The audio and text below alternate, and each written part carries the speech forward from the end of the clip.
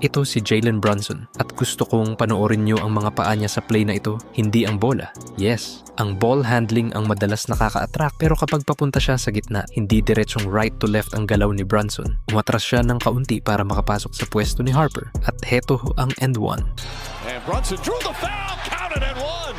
Ladies and gentlemen, sa video na ito ipapakita natin na hindi ito tungkol sa bilis. Sa bilis at burst niya, hindi naman niya iniiwan ng kahit sino. At sa height na 6'2", hindi rin ito tungkol sa laki. Isipin mo, nagbigay siya ng halos 1.5 talampakan na advantage sa pinakamagaling na young defensive player sa basketball sa finals ng kalabanin niya, si Wembanyama. Tapos hinarap pa ang mga magagaling na young guards na sina Castle at Harper. Pagkatapos ng lahat ng ito, si Brunson ay isang finals MVP, Eastern Conference MVP, NBA Cup MVP at NBA champion. Kaya ang totoong tanong, ano ang nagpapaging unbreakable o hindi mapigilan kay Jalen Brunson? Ito ang sagot. Isa itong system ng mga moves, hindi lang iisa. Gumagamit si Brunson ng chain o sunod-sunod na moves kung saan sineset up ng una ang susunod at kinocover ng bawat isa kung ano man ang hindi natapos ng nauna. At kapag nakakonect na ang buong chain na ito, halos wala nang magagawa ang depensa para pigilan siya. Ngayong post-season, nakagawa ang system na yon ng 539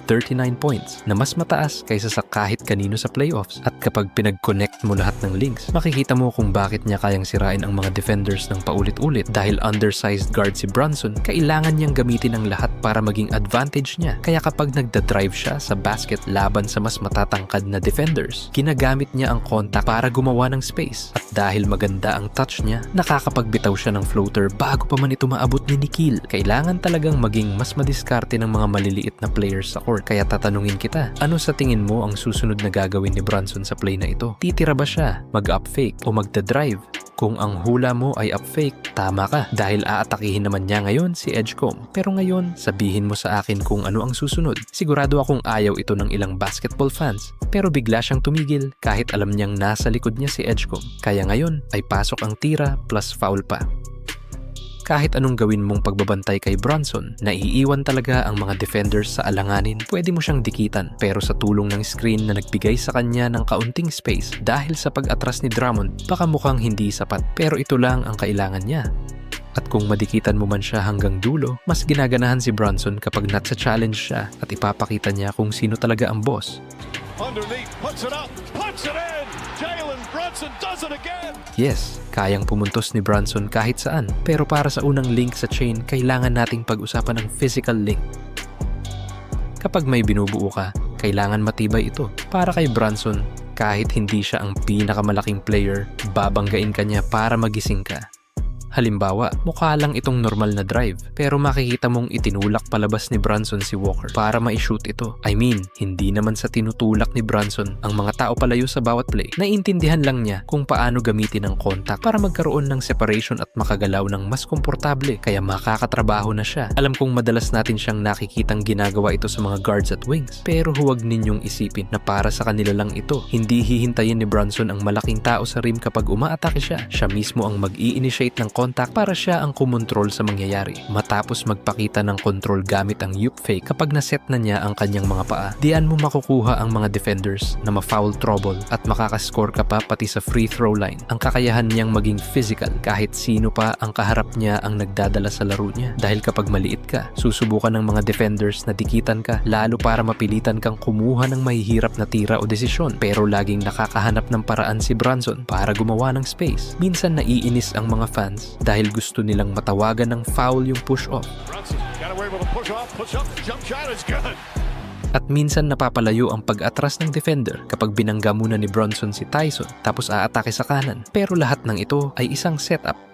Dahil nagre-recover si Tyson pabalik kay Brunson, madadala siya ng momentum niya palabas. Kaya agad na nagbabago ng direksyon si Brunson para umatake sa gitna. Gagamitin ang contact sabay gather para sa isang oop fake at ibabalik ang katawan niya sa kanan para i-shoot sa glass. Ang ganda nun. At ang isang nakaka-interes, kapag nanonood ako ng laro niya, nagbabasa ng tweets o comments, ayaw na ayaw talaga ng mga tao sa mga push-offs na ito.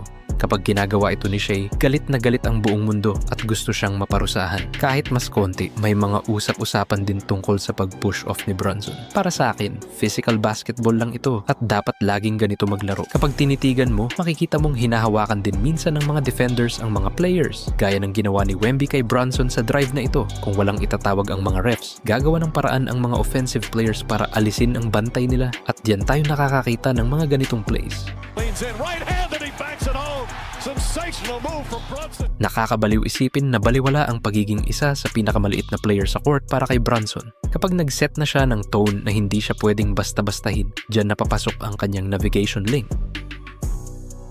Dahil sa husay niyang pumuntos, kailangan niyang iwasan ang mga double teams tulad ng nakikita natin dito. Sa pag-ikot pabalik, umiwas ma-steal sa tulong ni Harper gamit ang low carry pickup. At kung titingnan niyo ang paa niya, makikitang ginamit ni Brunson ang kaliwang paa para sa floater na ito na nakakasira sa timing ng defender dahil hindi ito ang normal na galaw ng karamihan na nauuwi sa napakagandang floater. Mukhang simple lang kapag nanonood ka. Pero lahat ng maliliit na detalye na yun ang dahilan kung bakit nakakapunto si Brunson. Gaya noong ayaw ng Spurs na atakihin niya si Wemby sa mga high screens, inuunahan nila para makalusot sa taas. Pero nire-reject lang ni Brunson ang screen para dumiretso. Kaya napakatalino ng Knicks na simulan ang mga ball screens ng mataas gamit si Towns bilang screener dahil wala ng rim protection at malayang nakakapasok si Brunson para madaling i-layup ito. Sa Game 5, malinaw itong makikita dahil ayaw ni Harper na mabangga sa screen kaya inanticipate niya ito pero naiwan siya dahil sa malupit na crossover. Kapag ikaw ang pinakamagaling na player sa court, magagawa mo ang mga ganitong bagay. Basketball in front of the rim with that lineup. Patient, he gets it, finishes Jalen. Naiintindihan ng bawat elite player sa liga kung paano makapunta sa gusto nilang pwesto sa court pero hindi lang ito nananatiling simple. Nagiging mas komplikado pa ito kapag kailangan mong lusutan ang mga defenders sa iba't ibang paraan kaya napakahalaga ng gitna ng chain. Tinatawag natin itong Combo Connectivity Link o CC Link. Ngayon, pagdating sa CC Link, kailangan din nating mag-ingat para hindi tayo malito kasi sigurado akong aatake siya sa kaliwa dito pero kaya ka may mga counters dahil mahigpit ang bantay niya at ready nang mag-help si Edgecomb at pati si Oubre. Recipe for disaster ito kung aatake ka agad kaya umikot pabalik si Brunson na bumigla sa defender at sigurado na ang puntos na ito. Kapag pinapanood mo si Brunson, makikita mong isa siya sa mga pinakamadiskarteng guards sa liga. Hindi dahil siya ang may pinakamagandang ball handling, kundi dahil sa paggamit niya ng pace, pagpapalit ng direksyon at footwork, kaya mahirap siyang pigilang makascore. Kapag may mismatch siya, asahan mong tatrabaho agad siya. Tulad noong kalaban niya si Embiid, mabilis ang cross ang nagpaikot sa kanya at sa halip na umatake ng todo, pumunta siya sa free throw line para tumira. Minsan kapag may mismatch siya, mas naipapakita niya ang kanyang ball handling at napakalinis lang talaga nito. Kita mo na ba kung paano gumagana ng buo itong CC Link? Maraming bagay na pinag-usapan natin sa video na ito ang lumalabas kapag na-activate na ang parting ito ng chain at ito ang sumisira sa defender physically at mentally. Para maging elite player, kailangan mo ng maraming iba't ibang moves na pwedeng gumana ng sabay-sabay para laging matalo ang defense. Habang binabantayan nila ito buong laro at nauubos ang energy nila, pwede nang lumagpas si Brunson sa combo link para i-activate ang latch and lock.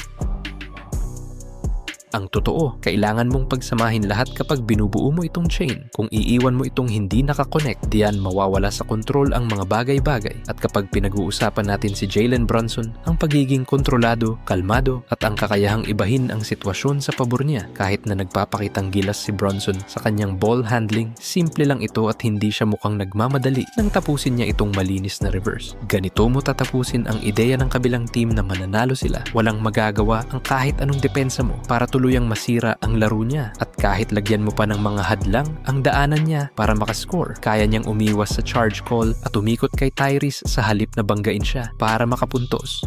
Karamihan sa mga players ay dumiretso na kay Maxey na magpapahirap lalo sa pag-score. Pero ito ang kasama sa pagiging isang player na kontrolado ang laro at nakikita agad ang mangyayari ng mas mabilis kaysa sa mga hula ng iba. Kung susubukan mo siyang ipitin at hindi payagan ang handoff, okay lang, tatalon lang siya palayo sa'yo sa libreng space para pumukol ng tres. Knocks down the three.